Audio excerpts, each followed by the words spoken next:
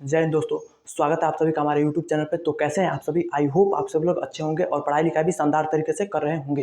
तो दोस्तों, आज के वीडियो में हम लोग देखेंगे कि पॉलिटी के अंतर्गत राष्ट्रपति के अध्यादेश के बारे में आज हम लोग चर्चा करने वाले हैं। अगर आप जो है कोई भी स्टेट पीसीएस हो, चाहे कोई भी जो है एसएससी के अंतर्गत जितने भी एग्जाम कराए जाते हैं, कंडक्ट कराए जाते हैं, या फिर जितने भी डिफेंस के एग्जाम हो, इसमें से अध्यादेश यानी राष्ट्रपति के अध्यादेश से बहुत ही कॉन्सेप्चुअल क्वेश्चन पूछे जाते हैं। तो आज हम लोग राष्ट्रपति के अध्यादेश से जितने भी क्वेश्चन पूछे जाते हैं, सारे क्वेश्चनों का आज हम लोग निपटारा करने वाले हैं। तो चलिए हम लोग देखते हैं कि आखिर राष्ट्रपति का अध्यादेश क्या होता है, अध्यादेश कब लाया जाता है, अध्यादेश का प्रोसेस क्या होता है, एक राष्ट्रपति कितनी बार अध्यादेश ला सकता है। सारे क्वेश्चनों को आज हम लोग देखने वाले हैं। तो दोस्तों, राष्ट्रपति का अध्यादेश का चर्चा हमारा आर्टिकल 123 में किया गया है। ठीक है, संसद के विश्राम काल में राष्ट्रपति का अध्यादेश। ठीक है, तो ध्यान देना कि जब भी अध्यादेश आता है, संसद के सत्र के दौरान अध्यादेश कभी भी नहीं लाया जाता है। जब संसद के सत्र क्या होते हैं, जब विश्राम काल में होते हैं, तभी राष्ट्रपति के अध्यादेश को जारी किया जाता है। ठीक है, तो उम्मीद करता हूं कि आप लोग समझ गए होंगे कि राष्ट्रपति का अध्यादेश संसद के विश्राम काल में लाया जाता है। ठीक है, अब देखना कि राष्ट्रपति क्या होता है, अध्यादेश क्या होता है, एक अस्थायी कानून होता है। हमारा अध्यादेश क्या होता है, एक अस्थायी कानून होता है। जैसे कि राष्ट्रपति एक बार अध्यादेश अगर जारी कर दिया तो वह हमेशा के लिए परमानेंट कानून नहीं होता है, वह अस्थायी होता है। ठीक है, अध्यादेश कब जारी किया जाता है, जैसे कि संसद के 3 सत्र होते हैं। अगर संसद का जो सत्र है वह विश्राम काल में है, अर्थात संसद का सत्र उस समय नहीं चल रहा है और देश में जो है कोई दंगा हो गया या फिर कोई भी जो है हमला हो जाता है, तो उस स्थिति में राष्ट्रपति क्या करता है, अध्यादेश को जारी करता है, यानी एक अलग से कानून बनाता है। उसी को हम क्या कहते हैं, अध्यादेश कहते हैं। ठीक है, तो यह संसद के विश्राम काल में होता है, तभी अध्यादेश बनता है। ठीक है, तो यह क्या होता है, अस्थायी कानून होता है, यह परमानेंट नहीं होता है, क्योंकि जैसे ही स्थिति सामान्य होती है, अध्यादेश को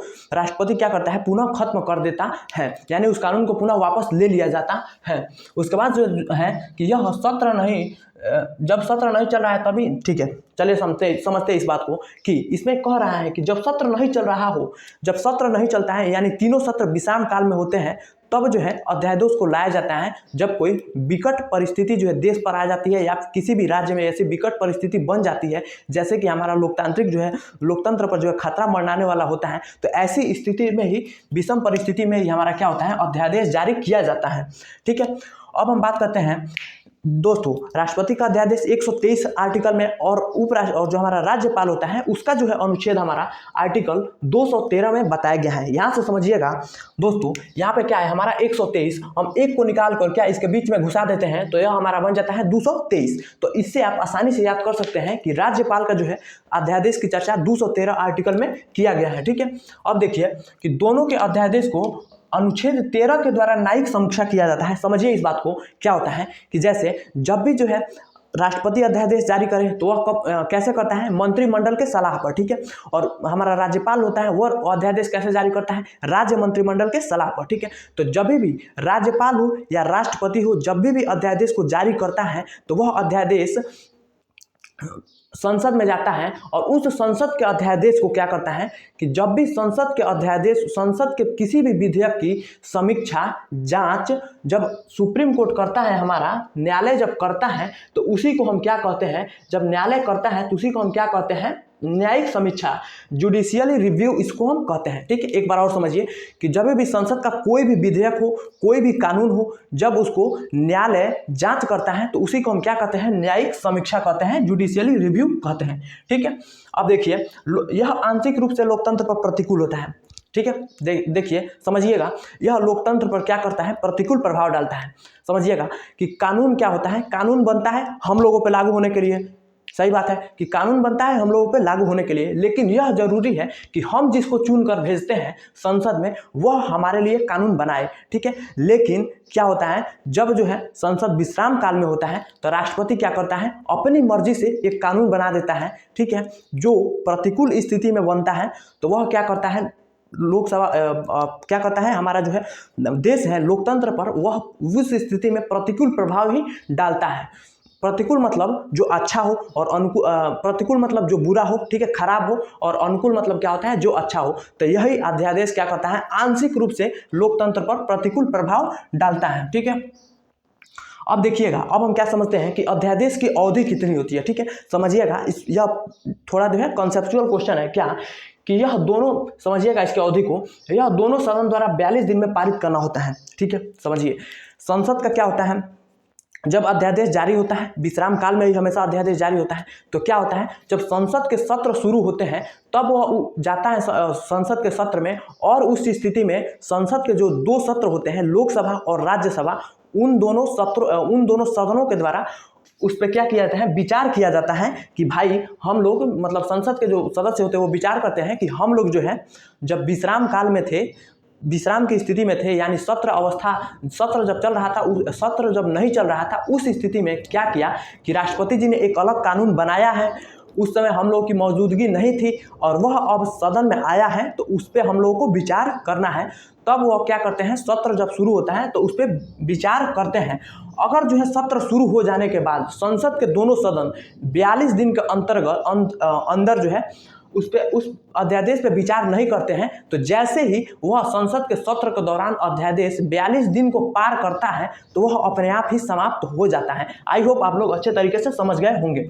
अब देखिएगा यहाँ पे समझिएगा कि मान लीजिए एक संसद का जो है अध्यादेश राष्ट्रपति द्वारा जारी किया गया है, और मान लीजिए कि लोकसभा जो LS मतलब लोकसभा 8 जुलाई को बैठती है। ठीक है, मान लीजिए कि यह संसद का मानसून सत्र है, 8 जुलाई को बैठती है, और राज्यसभा जो होता है वो 18 जुलाई को बैठती है।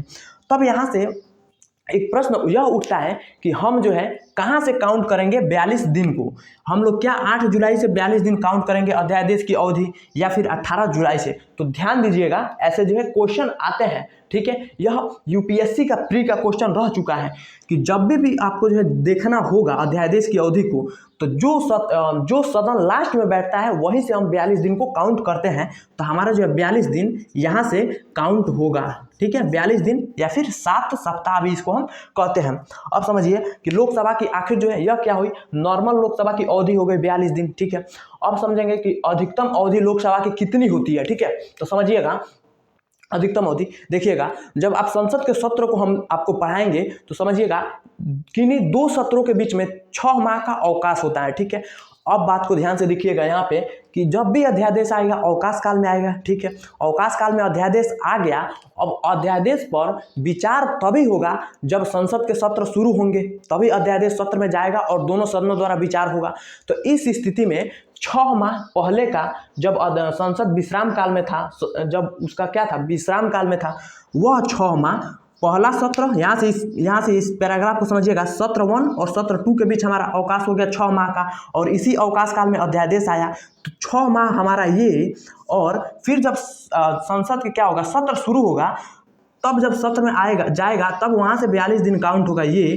तो हमारा अधिकतम अवधि कितना हो जाएगा, 6 माह प्लस 42 दिन, यही हमारा क्या हो जाती है, संसद का अधिकतम अवधि हो जाती है। यह 42 दिन कब होता है, जब संसद के सत्र शुरू हो जाते हैं तब से 42 दिन काउंट होता है। और अधिकतम अवधि की बात करें तो दो सत्रों के बीच का 6 माह का गैप, और फिर जब संसद के सत्र शुरू होंगे तो फिर जब जाएगा अध्यादेश सदन में तब दोनों सदनों द्वारा विचार होगा, वहाँ से 42 दिन, तो 6 माह प्लस 42 दिन, यही क्या होती है, संसद की अधिकतम क्या होती है, अवधि हमारी हो जाती है।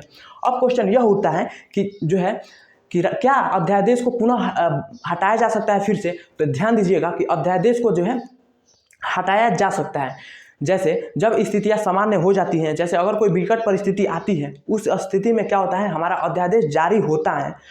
तब क्या होता है, जब सामान्य स्थिति हो जाती है तो राष्ट्रपति चाहे तो उस अध्यादेश को, कानून को जो है खत्म कर सकता है। यही बात यहाँ पे कहा गया है।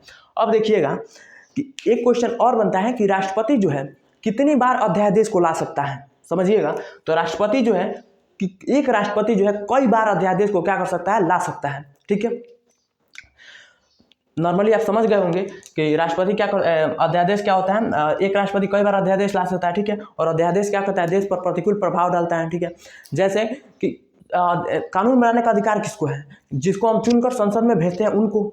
तो जब वो नहीं रहते हैं, जब वो मंत्रिमंडल नहीं रहता है, तो क्या बाईपास, मतलब इधर साइड से घुस गया राष्ट्रपति घुस जाते हैं और अलग से कानून बना देते हैं, वही हमारा क्या हो जाता है, अध्यादेश हो जाता है। ठीक है, तो यह काम एक तरह से अच्छा भी है। ठीक है, ध्यान दीजिएगा, संविधान निर्माताओं ने जो है जब हमारे संविधान को बनाया तो वो बहुत ही क्या थे, कुशाग्र बुद्धि के थे, और उन्होंने बहुत एक अच्छा कार्य किया। क्या किया कि अगर देश पर विकट परिस्थिति आ जाए और उस स्थिति में क्या कानून का उल्लंघन हो जाए, कानून का उल्लंघन हो जाए तब क्या होगा उस समय हम जो है लोकतांत्रिक व्यवस्था पर नहीं जाएंगे, हम लोग सीधे उस समय अध्यादेश को जारी करते हैं। कोई विकट परिस्थिति आ गई और उस समय हमारा सत्र क्या है, विराम अवस्था में है, तो उस स्थिति में हम क्या करेंगे, हम उस समय लोकतांत्रिक व्यवस्था पर जाएंगे या फिर हम इस व्यवस्था पर जाएंगे। इसीलिए ऐसी स्थिति में सबसे पहले संविधान निर्माताओं ने सबसे पहले क्या रखा, देश को सर्वोपरि रखा, क्योंकि लोकतांत्रिक व्यवस्था भाड़ में जाए, सबसे पहले हमारा यह देश रहना चाहिए। देश रहेगा तभी हमारा लोकतंत्र यह चलेगा, तभी हमारा यह भारत चलेगा। ठीक है, तो ऐसी स्थिति में क्या किया, उन लोगों ने ऐसे ही कार्य किया। लेकिन आज की स्थिति में क्या है, आज की स्थिति में नेताओं के लिए हमारा देश सर्वोपरि नहीं है, क्योंकि उन लोगों को केवल अपना पार्टी को सर्वोपरि रखना है। ठीक है, लेकिन संविधान निर्माताओं ने जो है, उस महान आत्माओं ने, उस महान विभूतियों ने ऐसे जो है संविधान को निर्माण किया कि कोई भी विकट परिस्थिति आए तो सबसे पहले हमारा देश रहना चाहिए, तब कोई भी कानून लागू होना चाहिए। ठीक है, तो आई होप आप लोग जो है अध्यादेश के पूरे टॉपिक को जो है अच्छे तरीके से समझ गए होंगे। तो आशा करता हूं कि आप लोग अच्छे होंगे और पढ़ाई लिखाई अच्छे से करते रहिए। फिर हम अगले वीडियो में पॉलिटी के एक खूबसूरत से टॉपिक के साथ मिलेंगे। ठीक है, तब तक के लिए पढ़ते रहिए, मुस्कुराते रहिए, माता पिता का नाम रोशन करते रहिए। जय हिंद।